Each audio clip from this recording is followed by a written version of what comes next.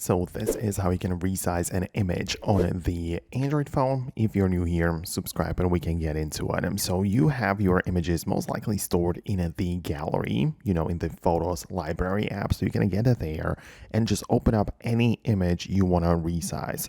Whatever it might be, just make sure it is saved properly on your phone. For example, something random like this. And what you can do in here is to tap on the edit button, which is indicated by the pencil icon like so. And at first you can see we get to manage some different things like filters and random things like brightness, stickers, and so on.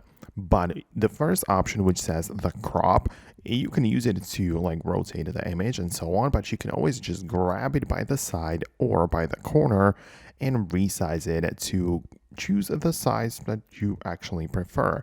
You can see currently the aspect ratio. Once you go to the selector mode, you can see the aspect ratio at the top. So now it is like 2.3, 9 by 16, and so on. So you can kind of see in real time how it actually looks, and you can also choose it this way. So yeah, that's pretty much just that. It honestly works really well. Just make sure to save it so you actually save the changes.